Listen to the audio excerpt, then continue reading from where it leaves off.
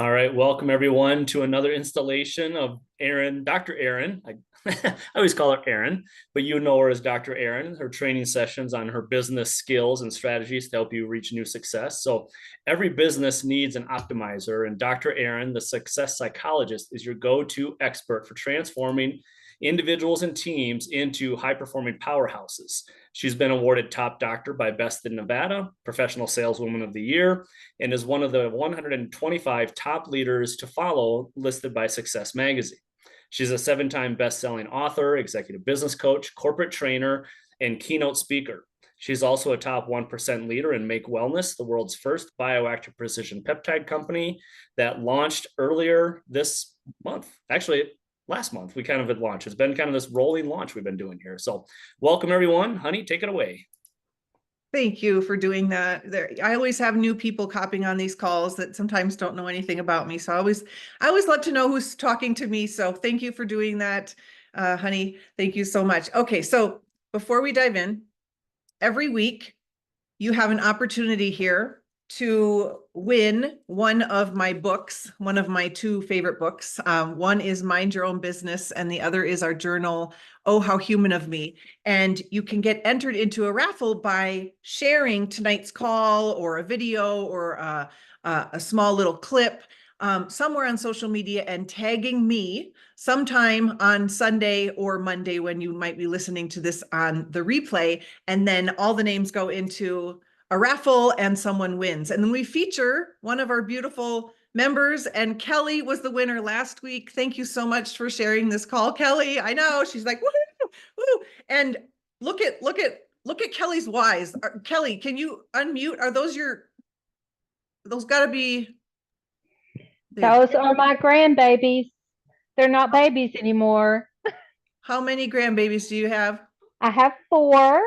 The oldest one just started Texas A&M this year, and then the other three are freshmen and down. So And they are your whys. How are they? they are my wives because I want to show them that they never get too old to succeed in life, and I just want to be a good example for them. Oh my gosh, Kelly. Thank you. She didn't know I was going to call on her. So thank you, I Kelly. didn't. I'm Thank like, you so "What much, is my Kelly. picture?" I know. I'm like, oh my gosh. So Kelly shares natural options that get you lean and fit without the shots, keep your muscles strong and your hair gorgeous and rocking. Oh, I love it. Thank you, Kelly. So if anyone shares tonight or tomorrow, tag me, Dr. Erin Oksol, and I'll put you into the raffle. We'll see who wins next week, and you can choose which one of the books. Oh, that's awesome. Kelly is a blessing. Beautiful.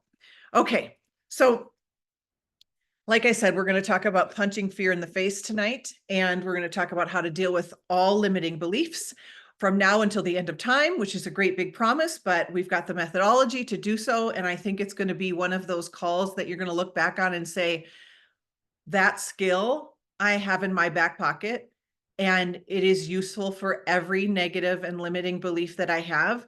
And I want you to write the word open in the chat if you can keep an open mind, because the strategies that I'm going to be teaching you tonight are based on 30 years of psychological research.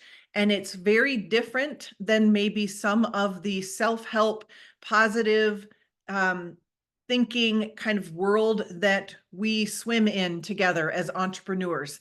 I really want you to keep an open mind, because this methodology has the capacity to set you free from any limitation that holds you back, free from any fear that you're going to experience. And by the way, if you think about the definition of an entrepreneur, it pretty much is taking risks for the rest of my life, building things that have never been created. It's a risky business we're in, okay? There is going to be fear. And so if we don't know how to deal with this fear, our brain might get in our way. The number one thing that people say to me when I'm coaching them is, help me get out of my own way. I am my number one obstacle. And so let's train your brain for unstoppable success and do it in a way that research has shown is not only effective, but lasting. Okay.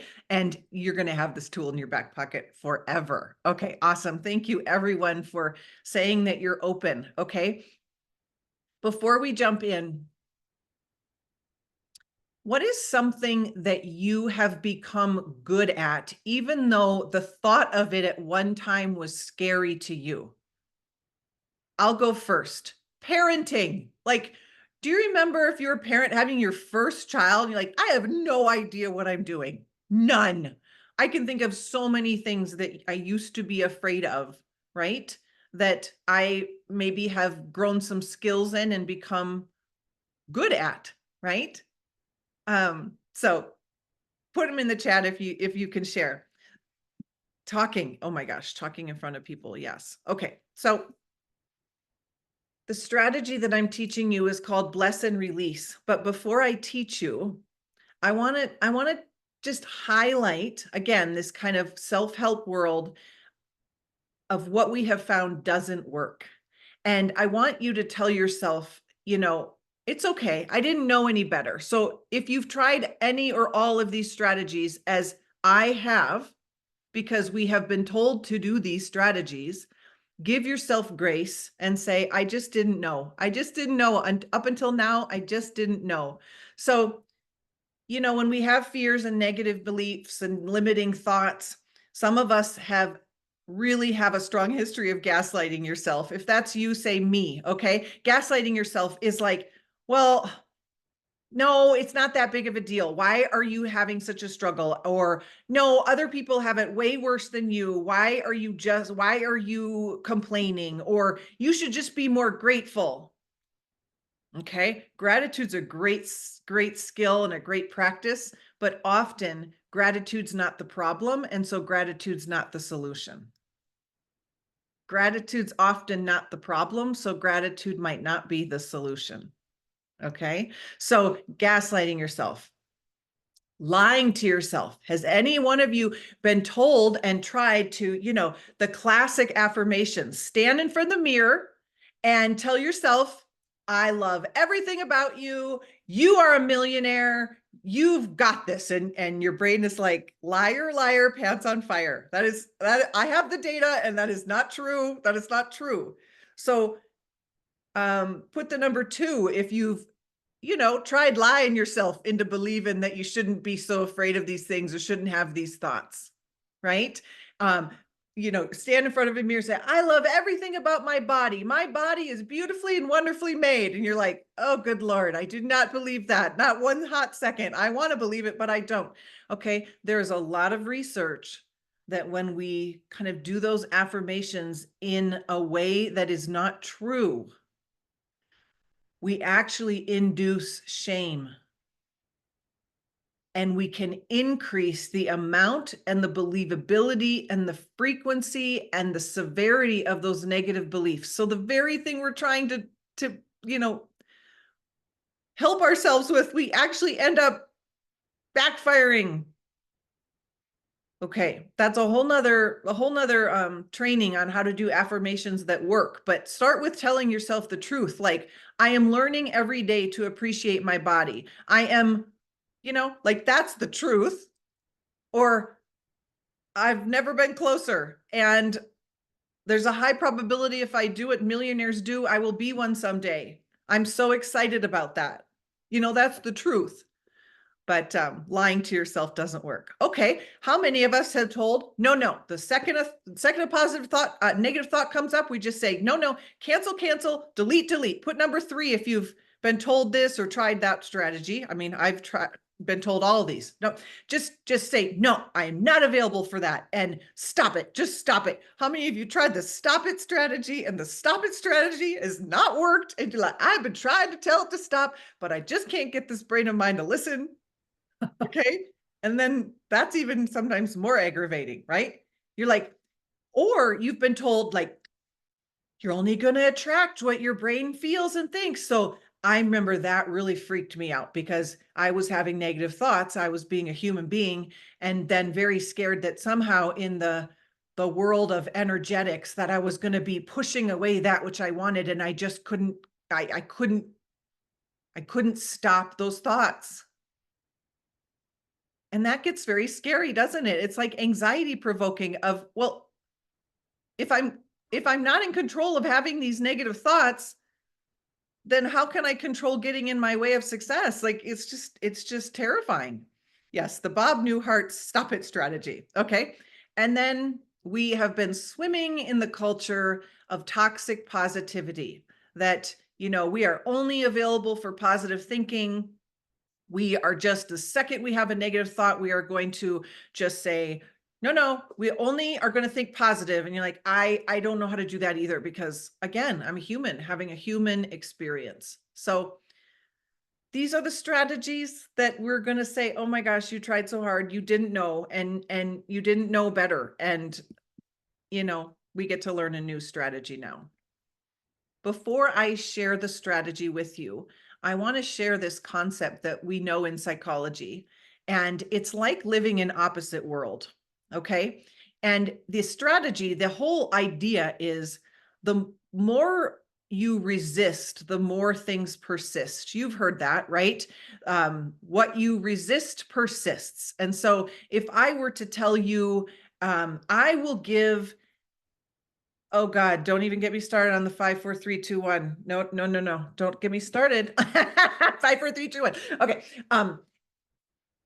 What you resist persists. So if I were to say, I will give you $1 million, anyone on this Zoom call, that between now and midnight, if you cannot think of a pink elephant, you will get $1 million. None of you are going to win that money, right? And you're actually going to probably be thinking about the $1 million, the pink elephant more than you would have had I not told you not to think about it. Okay.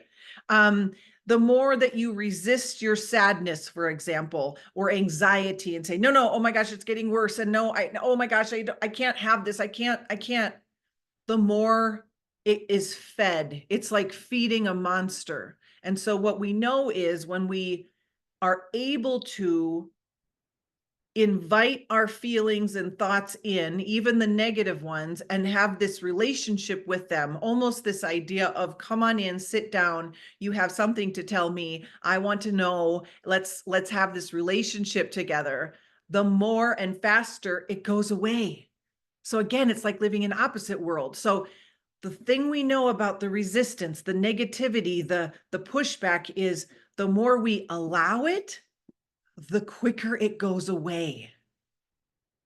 So you're going to learn in my strategy, it's a strategy of allowing it, giving it a voice, and then having a relationship with it, a non-judgmental relationship, but one where you are saying what you think about it and you're pivoting, and you'll see that. But I hope that makes sense. Okay, so everyone needs to have their negative belief before we dive into the 4 steps. Open up your chat room and tell me what you think with this question. Do you think more humans are afraid of failure or afraid of success? What would you say? Are we more fearful of success or failure? Okay, we got about 50-50. Keep them coming. Success, success, success, failure, failure, failure. So much. Okay, so lots and lots, thank you everyone, lots and lots of psychological research has shown that we are actually way more terrified of success. And some of you might say, why the heck would I be scared of success and all the things that I'm wanting? There's a couple theories, but put in the chat room, what about success do you think is scary to human beings? When you think of massive success, at the heart of it, what is a little terrifying about that? Yes, Alan, change. Like it's creating a reality that doesn't exist. It's going to bring up your worthiness. Yes, we know there is a law of the lid. John Maxwell talks about it, that your level of success will never kind of outgrow your level of worthiness. And so you're going to have to increase your level of worthiness. And you might be like, I don't know how to do that. And so that's terrifying. Yes, Nikki, very true. We fear we're not deserving of it. And so success is actually not so much a doing and pushing and performing thing. It's a receiving game. And what I mean by that is, are you someone that can receive? Ask yourself, can you receive a compliment? How do you do with compliments? And you're like, yeah, I want to make 50,000 a month and I want to be at the top of this company, but I cannot accept a compliment. How do you do at receiving a free coffee if a friend takes you out to lunch and they're like, the coffee's on me and the lunch is on me. Are you like, okay, no, or I will make sure that I get you next time. We need to increase your capacity to receive. Your capacity to receive is like the Oprah effect. Imagine standing in line to meet your greatest mentor ever. And you finally get in line, you're in line and you finally get to say to them how much they mean to you. And you say, thank you. I need you to know you changed my life because of you, blah, blah, blah. And imagine if the person said, oh my gosh, stop. It's nothing. Stop. That's ridiculous. No. What would Oprah do? Oprah would say, it was my intention. I am so glad to hear this. I am so happy for you. So as you grow in success, you're going to grow in your capacity to receive. Yes, Holly, gracious. Shannon, you're hysterical. You love compliments and free coffee. I love you so much. Okay, awkward. Okay, learning. Okay, I'm going back. Something new and unknown that we don't deserve it. Okay, that's what we fear of success. The number one fear of success. Okay, Rhonda, being in the spotlight, we're like, oh, good Lord. Like, I've seen what people do when you have a target on your back. Not quite sure I want to sign up for that. I've seen what happens to Dr. Erin on social media. Not sure that sounds very good. I've heard it's pretty lonely at the top. Not super interested in being lonely. So got a problem. Okay. The number one fear of success is people's perception and truth that it is an increase in responsibility. And I don't know about you, but I don't know a lot of humans walking the earth saying, I would like more responsibility, right? Like, just give me all the responsibility. So we're going to have to learn how to have a relationship with these negative thoughts. Okay, so let's dive in. So step one is you're going to observe the thought. You are non-judgmentally going to observe the thought, and you're going to say, I'm having the thought that in front of your thought, and you're going to insert your limiting thought in that line. So I'm going to start with an example. I'm having the thought that I won't know how to lead a big team. So please post your thought for step one in the chat if you are willing. And if you are able, this is what I like to think of the observational step. Imagine this is like my microphone and I'm a newscaster and I'm just being a newscaster of all the thoughts going on in my mind. That truly this is your freedom, because when you can observe your thoughts, you can create a distance between them and your reaction to them. And this distance in psychology and neuroscience is called choice. Without choice, you're just a walking response. Does that make sense? You're just a walking response. Everything that happens to you hits you and you have no kind of freedom or volition around that. So we want to create space, and observation creates that space. So, okay, ladies and gentlemen, she's having the thought that she's terrified of getting on that stage because what if she makes a fool of herself? And oh my gosh, I'm having the thought that she's a terrible speaker. I'm having the thought that she's going to make herself look like a fool. I'm having the thought that this time won't really work this time, even though she thinks it will. I'm having the thought that, there's nothing really different about it this time. This is too good to be true. I'm having the thought that, I'm having the thought that, I'm having the thought that, okay? I'm having the thought that I won't fit in and won't retain my team. Thank you, Jamie, for sharing that. I'm having the thought that I'm not good enough for my team. And by the way, we can be scared of things that haven't even happened. You're like, I don't even have the team, but I'm pretty sure I'm not good enough for them. We can just go to town with these, right? Yes, Kim, I'm having the thought that I won't be able to keep up with my success. You sometimes think, okay, I know my life is really, really full, and more success seems like it would be more fullness, which means I would have to take time away from the things that actually matter the most to me. And we don't realize that, no, it's not more time, it's a different strategy. Write that down. Rising up in success doesn't mean more time, it means a different strategy. You will get to the end of your own time. You will get to the end of, there's only so many errands to go around. There's only so many Jessicas. There's only so many days in the day, hours in the day, right? So success is just going to be a different strategy. I'm having thoughts I'm not good enough, smart enough. Yes. No one's going to pay this much for these products. Oh, thank you, Andrea. That's a good one. Not enough information on something that hasn't happened. Yes. Okay. So we all have our thought. I'm having the thought that. Okay, good job. Step 2. We are going to validate the thought. Remember all that toxic positivity that we were talking about? That was invalidating the thoughts. And remember, when we invalidate our experience, it makes it more painful and more frequent. And we're getting more of the stuff that we don't want. So one of the greatest phrases that I have used in therapy with my clients is this one. And so I hope that this really changes things for you. This is going to get you into validating your thought. It makes perfect sense. I'm having this thought because, so you're going to put your thought in there. It makes perfect sense. I'm having the thought that I have no idea how to lead a huge team because I've never led a huge team. And it terrifies me. And I'm a person that really doesn't want to let people down. And I really want to be a good leader. Like, there are lots of reasons why one might have that thought.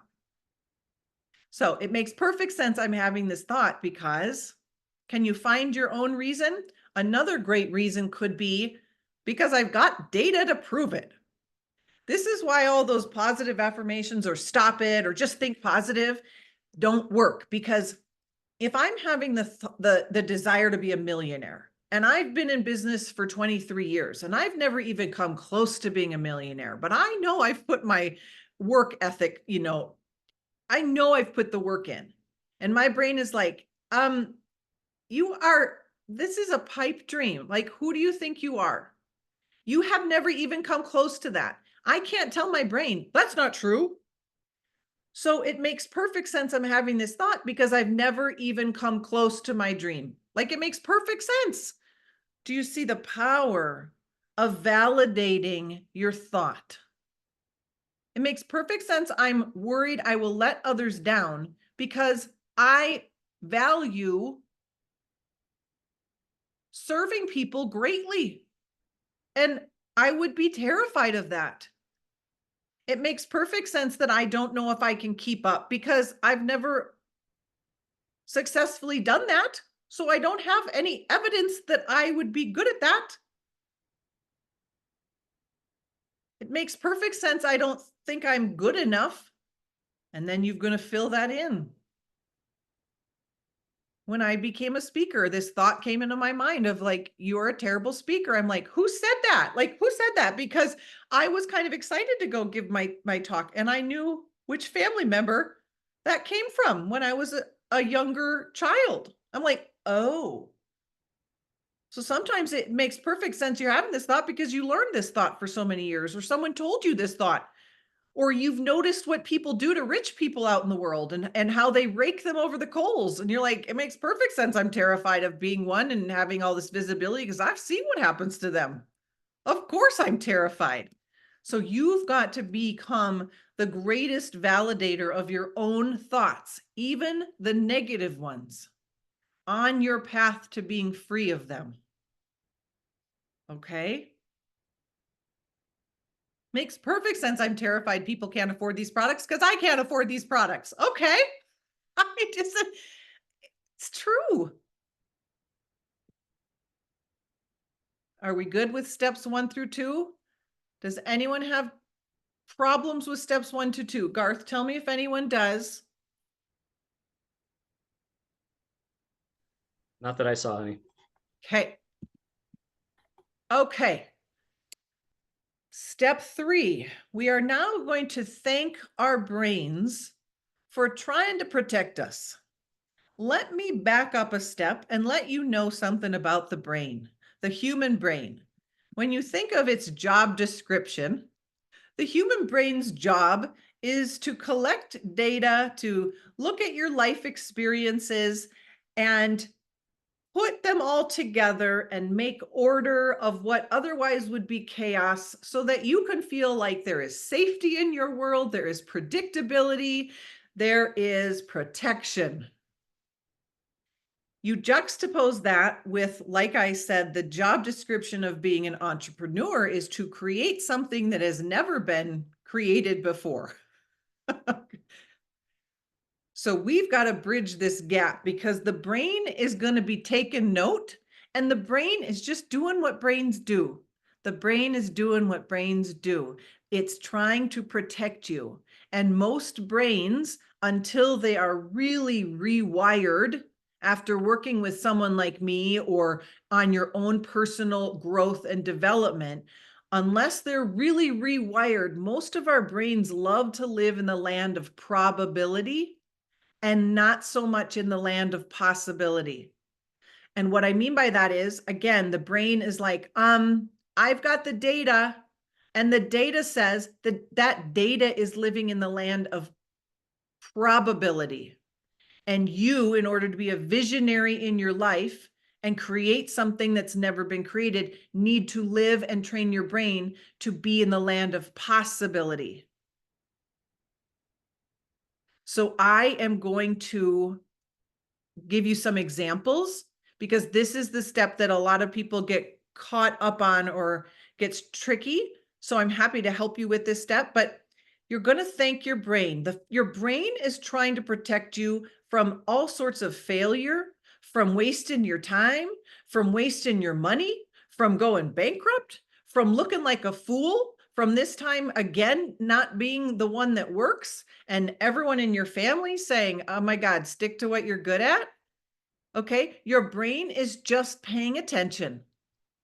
It's paying attention and it's saying, hey, warning, just want you to know, you could really look like a fool this time here, and you could lose some friends. They might all think you're just a salesy person. You only want them for your money. You only want them for the money. Like, there's things the brain is saying, let's abort.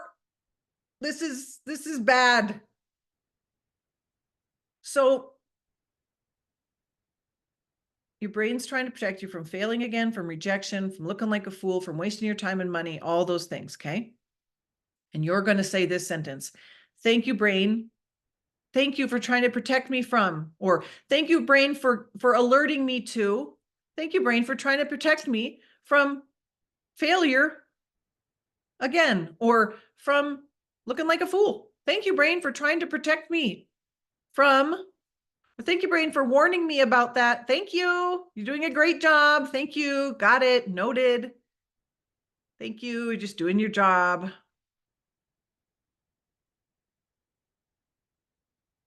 Okay, we're going to go on to step 4. And the last step, and this is where you're going to have a new choice. And this is where you're going to pivot. Pivot. Okay.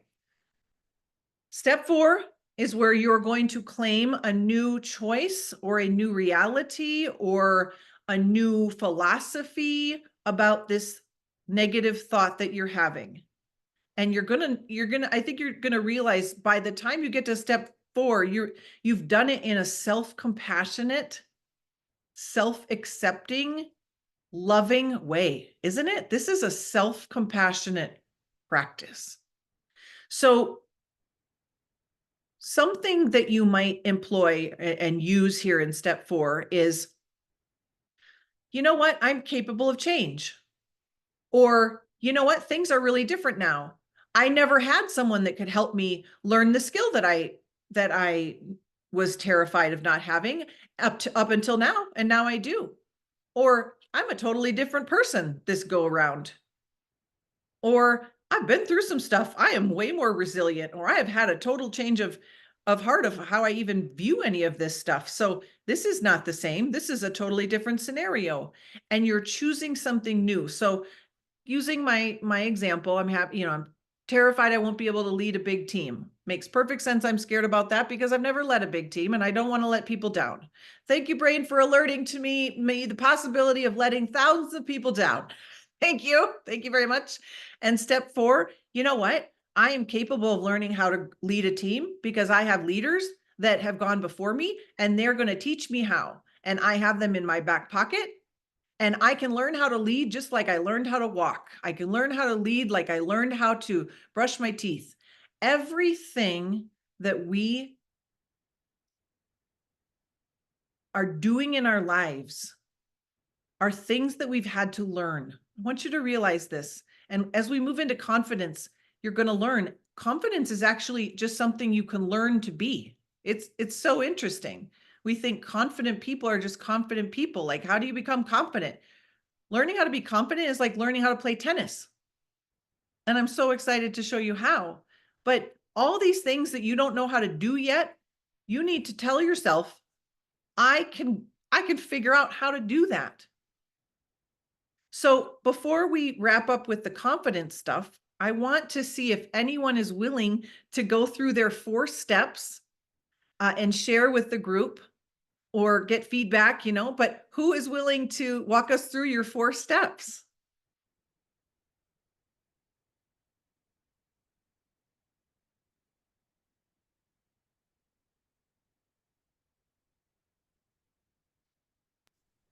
If anyone's trying to speak, just remember I've muted everyone, so you have to unmute yourself first. They're like, we know, Garth Oksol. We know. We're muted. Thank you very much. Who wants Well, to? if nobody else Okay, wants thank you, to. Kelly. Okay, Sure. what's your thought? Number 1.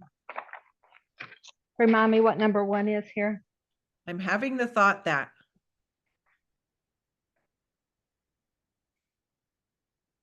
I'm worried about being a leader for the people under me Thank and you. being a Yes. good leader for the people under me.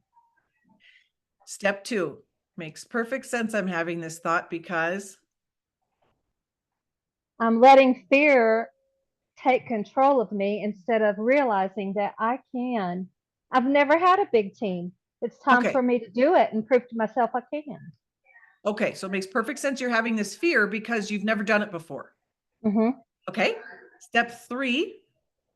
Thank you, brain, for trying to protect me from. I had a tough time with this because I'm like supposed to say thank you, brain, for trying to protect me from overcoming my fears of being a good I think, leader. Kelly, it would be from letting people down, letting the people that I letting lead down. people.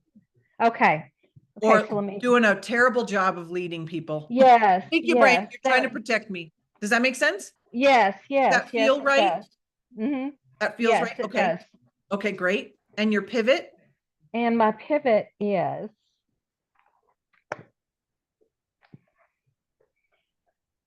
that it makes perfect sense that I'm having these thoughts and I can choose to follow my favorite leaders through the process and change my strategies to take care of the things that I need to with a big team. Everyone, give her a round of applause. I want to see your hands. Yes, you can. Yes, you can, Kelly. And yes, you will. Kelly, you learned how to do so many things in your life. You can learn how to lead. Absolutely. Yes. I know. Excellent, Kelly. Anyone else want to go before we move on? Thank you. I'll go. Oh, great. Thank you. Thank you, Kelly. Thank you, Andrea. Go ahead. Which, okay.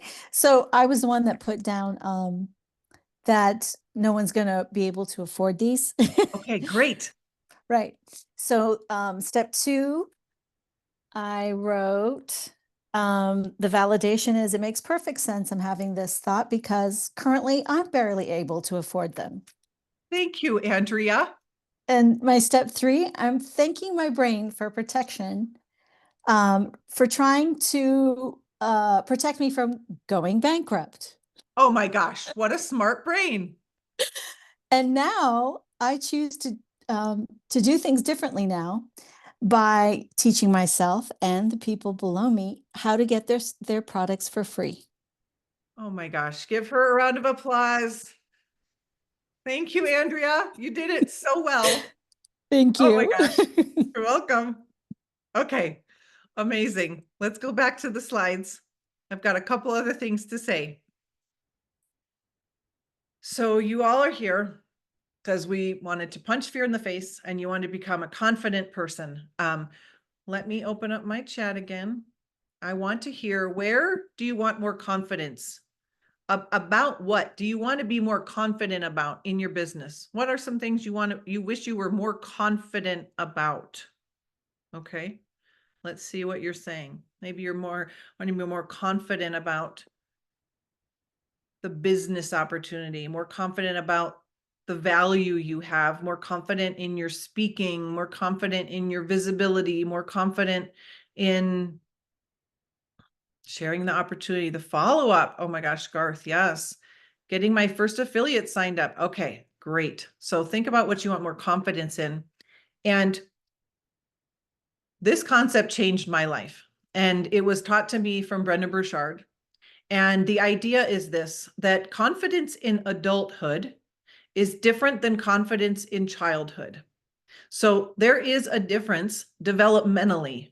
In childhood, confidence comes from and is about one's sense of safety and love and approval, mostly from their family of origin, right? Their parents.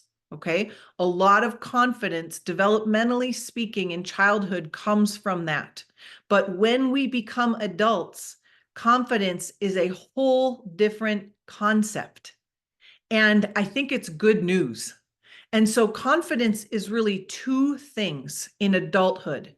The first is confidence is saying, I am a person that will figure things out. I think where we get stuck so much in confidence is we're trying to be confident in the wrong thing.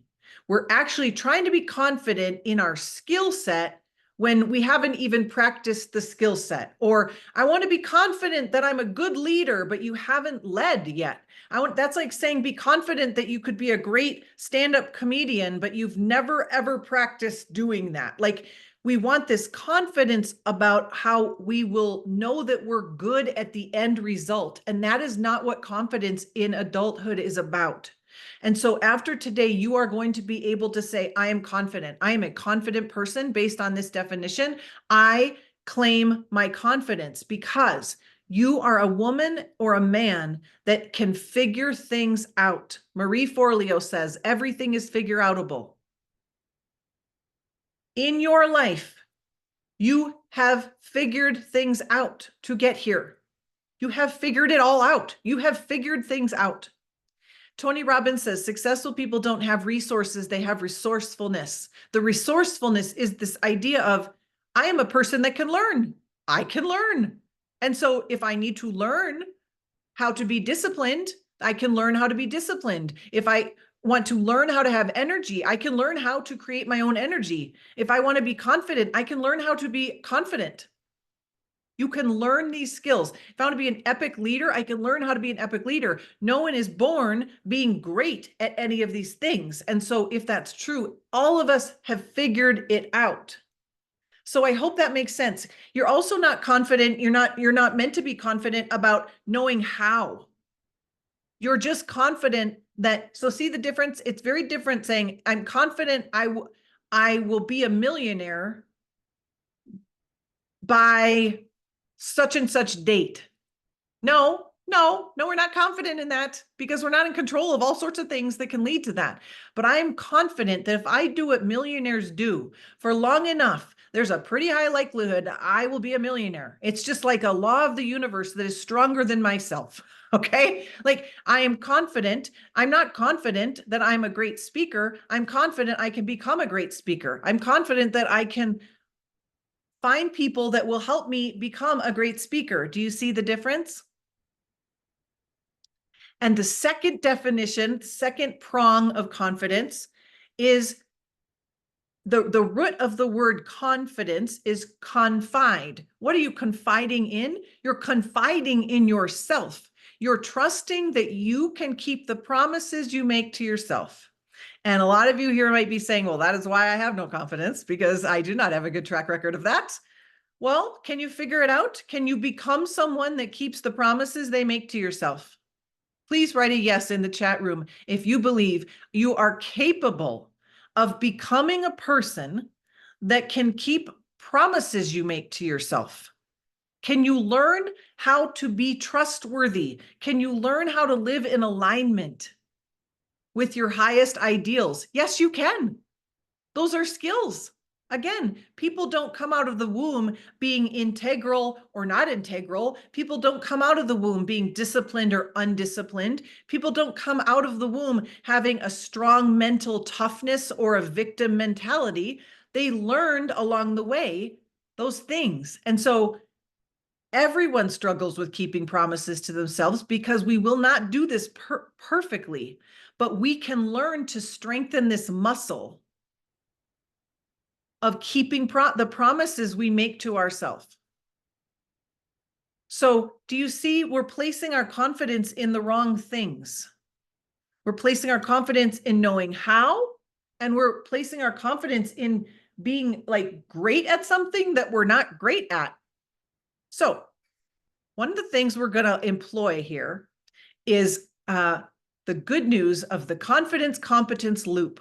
One of the greatest things you can do to increase your confidence is to increase your competence, which is just a fancy way of saying get good at something, skill up. So when I wanted to be a speaker, I was not competent. I had not hired my coach. I did not know how to be a great speaker. There is a psychology to it. There's a method to it. There's a skill set to it, right? I also had not given many speeches. So I had not practiced and become good at something. So for me to sit on the couch and say like, I am a great speaker was just nonsense, because I wasn't. Same with being a saleswoman. I'm like, I'm terrible at sales. I learned how to be great at sales, because what? We're capable of learning things and we're capable of figuring things out. So if you're like, I am terrible at social media, well, okay, that's a skill. You need to learn the skill. Can you learn skills? Yes, you can. So I can learn how to become great at that. And guess what? My confidence will grow when I skill up. If I know I am skilled at something, my confidence is going to be up. So it's a really great way to grow your confidence. You can take real actions to grow your confidence by learning how to do something. The confidence competence loop is your friend. And the last thing I want to say tonight is confidence really is this idea of I'm good at getting good at things. Can you just all like say that over yourself and speak life over yourself? I'm good at getting good at things. You can all say that. That is true. There is something in your life that you have become good at that you didn't know how to do. And so if you could become a person that's good at getting good at things, I'm good at getting good at things.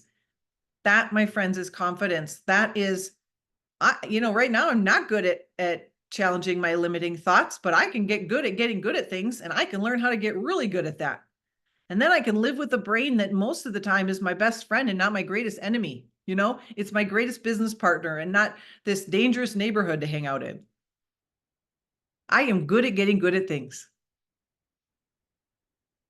So I want to hear from you. What is a takeaway? You can put it in the chat room or unmute yourself. What's a takeaway? An aha? Oh my gosh. Oh, I'm going to use this. That really sparked something in my brain. I would love to integrate that with you.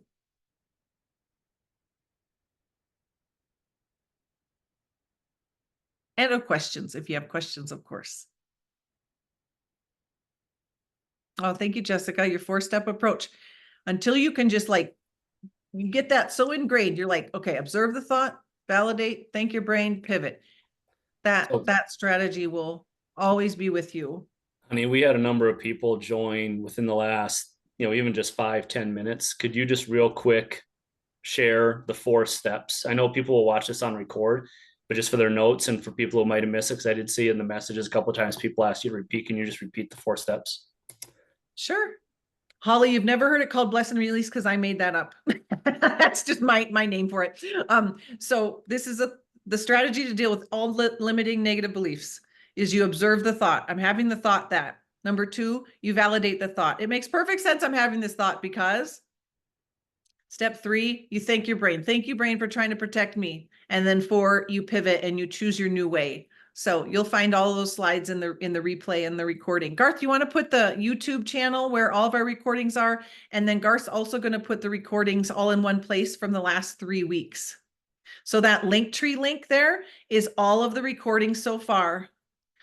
Oh, good, Mark. I am good at getting good at things. It's so powerful. Ooh, Rhonda, I'm so glad you like that. Yeah, you're going to increase your capacity to receive. You're going to be like, I am going to take a compliment. I'm going to learn to say thank you. I'm going to open up my body. That is a physical thing to train your brain. I used to be like this when people would give me compliments. I'd be like, oh my gosh. And my friend was like, do you know you're doing this? I said, no, I did not. And I had to learn, and that even taught my brain of, I'm so excited to hear that. Do you see, I'm opening up. When people say this class changed my life, I say, oh my gosh, tell me more. Do you see, I'm like opening up my body and my nervous system to like tell my brain. So all of that is going to help you receive more. Yes. Dr. Erin. Yes. I really like the way you're saying to embrace, and it's funny because late last night, Rhonda from The Secret, she told her story and she had spoke, first time I ever heard it, kind of like she said that she embraced the depression. She embraced it. Like she hugged it. She hugged what she went through it. And that's how she got through it instead of staying stuck in it. It was kind of like what I heard you saying, to embrace, to say the truth and not be in denial because it keeps you stuck. And Thank you. Is it Jamie? Your thing is like covered. Your name is covered. Is it Jamie? yes. Why am I doing this? Like I can see under the Zoom thing. That's so silly. Okay. Jamie, that's huge. And what we are not saying like, oh my God, you want me to embrace my sadness? Like what? No, I want my sadness to go away. And the whole way to get it to go away is to allow it in. Who has seen Inside Out 1 or Inside Out 2? Okay, this should be required viewing for the humans. Oh my gosh, not very many people. Oh no. Okay, so in the first Inside Out, it's all these feelings that we're born with, which are the 5 emotions that we are born with, that scientists believe we're born with. And one of them is sadness. And the thing about sadness, Jamie, have you seen this movie? Oh my gosh. Okay. It's Disney. It's a Pixar, Inside Out 1 and Inside Out 2. And sadness, you'll notice in the movie, all she does is she just says, that's so sad. Like she doesn't fix it. She doesn't do anything. And a lot of researchers have talked about how sadness is like the core of our humanity, meaning it's this human thing that we then need to ask our sadness, how can we sad? How would you like to sad today? And are we done being sad for today? And should we go but being sad is so a part of our humanity. And there's nothing that sadness does that fixes it or asks anything of us. I met Sadness, the character, at Disneyland. I have to tell you this, Jamie, okay? And everyone, I was in line to meet the character like you'd meet Winnie the Pooh, and it was Sadness, okay? And I had this spiritual connection with Sadness, and she's quiet and she's like, and I get in line and I get up there and she goes, and the handler was like, oh, she wants you to know something. She's never said this before. I'm like, what? He goes, she wants you to know it's a beautiful day for sadness. I was like, oh my God, it's so beautiful.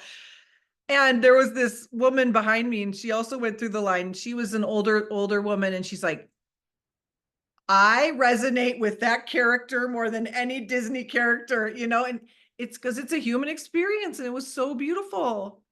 But sadness just shows up and says, so sad. Sadness means you're paying attention. You care about something. So thank you for saying that, Jamie. So I'm going to jump in real quick because we talk about confidence, and Alan, you dropped the quote in there that Alan said confidence in children is different than confidence in adults.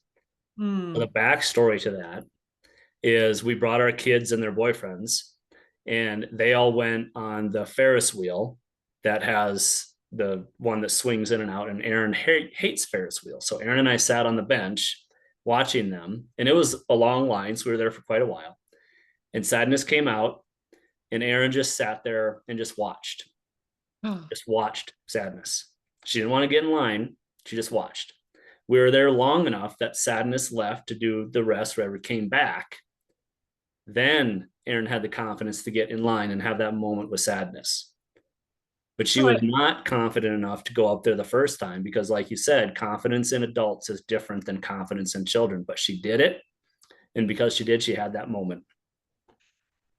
Thank you, honey. So the handler, when they came out the second time, the handler, I go, oh, it's more sadness. And he goes, I go, it's not time for another feeling. And he goes, no, it will be sadness all day. It's just like, oh my gosh. Like, okay. Anyone else have thoughts?